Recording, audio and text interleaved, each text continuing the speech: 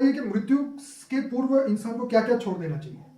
मैं तो कहता हूँ बचपन से ही सब कुछ सुधर जाना चाहिए। हम्म। ये जो दुनिया की मायावी चीजें है ना, हाँ हाँ वो उसको बचपन से ही माँ बाप को बताना चाहिए कि दुनिया ये बच्चे ये दुनिया माया है। क्या है? टेम्पररी सा। माया माना झूठी काया, शास्त्रों में बोले झूठी काया, ये झूठा शरीर है, असली शरीर नहीं है। असली शरीर तो परम तत्वों का है, जिसको कारण जगत में होता है, परम तत्वों का है। तुम फरिश्ता थे, याद कराना चाहिए। तो दुनिया झूठी में काया, आता झूठी ही माया, नहीं। झूठा जग संसार, ये सारा संसार ही झूठा है। असली संसार कहाँ है?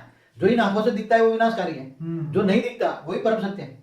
तो अविनाशी दुनिया कहाँ है? अमर लोक कहाँ है? अविनाशी दुनिया मना अमर लोक। तो अमर कहानी रोज अपने बच्चों को सुनाना चाहिए, माँ बाप को, बचपन से ही। बचपन से ही घर में ही ज्ञान सुनाना चाहिए। क्या?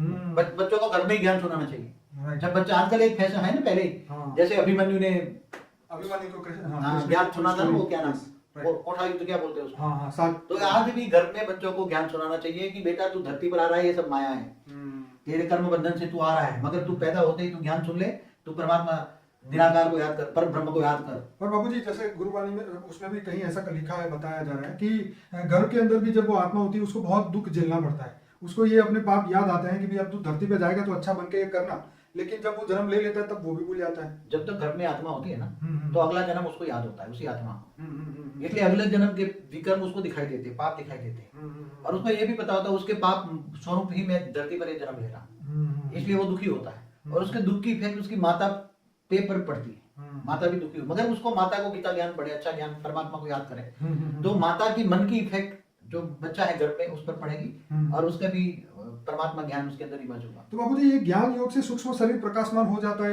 ये क्या ये सिर्फ ऊपर जाके ही हो सकता है या धरती पे भी हो सकता है? देखो मैं बताऊं, उसके कितने लेयर्स होते हैं। हाँ एक जैसे आत्मा शरीर छोड़ती है, ठीक है, अच्छी आत्मा है मगर स्पीड कम है, ठीक है, तो पहले पहले धीरे धीरे सूक्ष्म जगत में जाएगी, ठीक है, तो नीचे वाला लेयर्स में आएगी। ठीक है, समझो कि ज्यादा से ज्यादा 1 लाख किलोमीटर ऊपर गई, फिर वहां साधु संतों से किया, योग किया उसने, ऊपर जाने के लिए वहां प्रोसेस बता दी, योग करते हैं, ठीक है, तो निसंकल्प बनी आत्मस्वरूप की अनुभूति कराते हैं, आत्मा में पावर आती है। राइट, ऊपर में तुम विष्णु को याद करो तो विष्णु लोक तक पहुंचोगे, शिव को याद करो तो शिव को याद करोगे, राइट, तो ये प्रोसेस बताते हैं। तो धीरे धीरे आत्मा ऊपर जाती है, और आत्मा जो जाती है तो धीरे धीरे सूक्ष्म जो शरीर है उसका पावर आती है। आत्मा में पावर आने से सूक्ष्म शरीर के अंदर लाइट आती है, जो अग्नि तत्व ज्यादा हो जाता है, फिर वायु तत्व कम हो जाता है। 3 तत्वों में जब आत्मा निसंकल्प बनती है तो आकाश तत्व बढ़ता है। क्या बनता है? आकाश तत्व बढ़ता तो ऊपर जाने की स्पीड आ जाती है। जब 1 करोड़ किलोमीटर ऊपर गई, 10 करोड़ किलोमीटर ऊपर गई, स्पीड आती जाती है, ऊपर चली जाती है। ठीक है, और फिर जैसे जैसे आकाश तत्व बढ़ता है तो वायु तत्व धीरे धीरे एकदम कम हो जाता है, राइट, और उसके अंदर आकाश और अग्नि तत्व रहता है, 2 तत्वों का शरीर बन जाता है। क्या बन जाता है? बहुत ऊपर जाएगी, बहुत ऊपर जाएगी। ठीक है, मतलब जहाँ पे वायु का लेयर खत्म हो जाता है इस धरती का, वायु का जहां जहां लेयर्स खत्म, मगर आकाश तत्व में भी हल्की वायु तो होती है ना, हाँ, होती हल्की वायु होती है, हाँ होती है, ठीक है, तो धीरे धीरे वायु आकाश तत्व रह जाएगा, उसकी बॉडी के अंदर आकाश तत्व स्पीड बढ़ जाती है। राइट, फिर जैसे जैसे आत्मा के अंदर फिर जब कि ये 10 खरब किलोमीटर ऊपर चली गई, सूर्य की ग्रेविटी से बाहर निकल गई, ठीक है, तो उसके अंदर फिर उसकी बॉडी के अंदर, आत्मा के अंदर, उसको जिसको याद करेगी उसी से पावर मिलेगी, उसी निराकार को याद करती है, तो सूक्ष्म जगत से वो कारण जगत में प्रवेश कर लेती है। तो कारण जगत में प्रवेश कर लेती है तब उसके अंदर परम तत्व का शरीर होता है, राइट, उसका शरीर बदल जाता है। हर पल उसका शरीर बदलता जाता है, हर पल जितना ऊपर जाता है इतना शरीर बदलता जाता है। जैसे आत्मा की स्टेज बदलती है ऐसे उसके शरीर बदलते हैं, राइट, और आत्मा की स्टेज अच्छी होती है, आत्मा में पावर आती है, ज्ञान आता है, योग आता है, वैराग आता है, तब वो ऊपर जाती है। फिर जैसे विष्णुपुरी में गई तो कारण जगत है, तो कारण जगत में 3 तत्वों का शरीर के बजाय परम तत्वों के 3 परम तत्व, परम आकाश, परम वायु, परम अग्नि, ठीक है, और महाकारण माना शिवपुरी, वहां 100% परम तत्व है। राइट, फिर आत्मा निराकारी बन जाती है, शरीर दोनों शरीर चला जाता है, आत्मा निराकार बन जाती है, ठीक है, परम धाम में चली जाती है, तो जीव से शिव बन गया वो।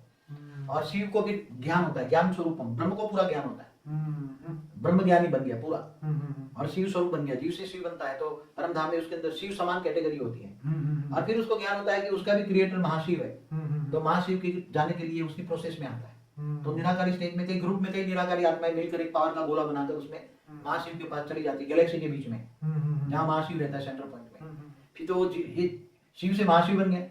ऐसी तरह महाशिव के पास बहुत पावर लेती, फिर ज्ञान आता है कि उसके यहाँ से परम महाशिव भी है, तो इस यूनिवर्स के सेंटर पॉइंट में परम महाशिव रहता है, तो वहां भी जाती है, फिर ट्रैवल में आ जाती है आत्मा। तो मुझे ये जर्नी आप जो बता रहे हैं वो आफ्टर डेथ की बात है क्या? ये अभी मनुष्य अभी से कर सकता है क्या इस जीवन में? मैं बताऊं, हाँ, आत्मा के पास इतनी शक्ति है, अगर चाहे तो मनुष्य एक कर्म बंधन से छोड़कर आत्मस्वरूप में स्थित होकर रोज 8 घंटा आत्मस्वरूप में स्थित होकर प्रोसेस में शिव निराकार से पावर भी ले, या महाशिव से ले, या परमात्मा, अगर मगर डायरेक्ट ऑलमाइटी अथॉरिटी से गए, कई मल्टीवर्स का मालिक परम ऊंच से ऊंच परम धाम में निराकार है, उससे डायरेक्ट पावर ले, और ये भाव रखे कि मैं तुम्हारा ग्रेट ग्रेट ग्रैंड चाइल्ड हूँ। क्या हूँ? ये भाव रखे, अंदर भाव आना जरूरी है। बिल्कुल। तुम्हारा क्या रिलेशन है, रिलेशन के हिसाब से भाव आएगा।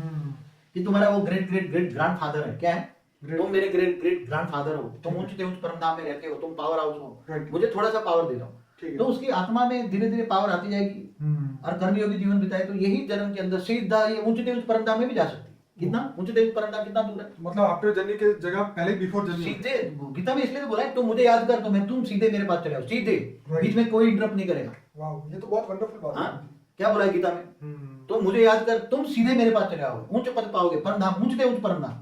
वो तो क्योंकि कृष्ण को ज्ञान देने वाला ऑलमाइटी अथॉरिटी था, वो उच्च परम धाम का, केवल परम धाम नहीं, महापरम धाम नहीं, उच्च परम धाम का वासी। तो मतलब हम यहाँ पर मनुष्य होते हुए भी हम अपना सूक्ष्म शरीर को प्रकाशमान कर सकते हैं। हाँ, तो सूक्ष्म शरीर तो कारण जगत में जाओ तो आत्मा में हजारों सूर्य की रोशनी आती। आत्मस्वरूप के लिए तुम्हारे विघ्न जो है ना, कर्मों का हिसाब किताब खत्म हो जाता है। तो आत्मा जब अविनाशी बन जाती है, जब ब्रह्म स्वरूप बन जाती है, तो उसमें करोड़ों सूर्य की रोशनी होती है। तो बाबूजी इसी के साथ एक और भी क्वेश्चन था, इससे कनेक्टेड था, क्या परमात्मा लोगों की प्रार्थना भी सुनते हैं? डायरेक्ट परमात्मा किसकी सुने, तुम्हारी आवाज कैसे जाएगी, तो क्या लाउड स्पीकर लगाने से सुनेगा? आजकल तो लोग यही समझते हैं, इसलिए मंदिर मस्जिद हर जगह पे मगर एक तो तुम जिसको ज्ञान जानते हो, जैसे कोई शिव निराकार को तो जानता ही नहीं है, बहुत कम लोग जानते हैं अविनाशी ब्रह्म को। ठीक है। कई लोग तो बस परम प्रकाश की उपासना करते हैं, मगर उसके साथ तुम्हारा क्या रिलेशन है वो पता नहीं है ना। जब तक तुम्हारा रिलेशन नहीं पता है, तब तुम्हारी आत्मा में वो भाव नहीं आता। और जब आत्मा में भाव नहीं आता, तब तक वो प्यार नहीं आता। राइट। और जब कि तुम्हारा परम पिता है, वो उसके गुण नहीं जानते, वो दया का सागर है, प्यार का सागर है, ये सब, तो उसके गुण भी धीरे धीरे आएंगे, मनुष्य आत्मा में धीरे धीरे गुण आएंगे।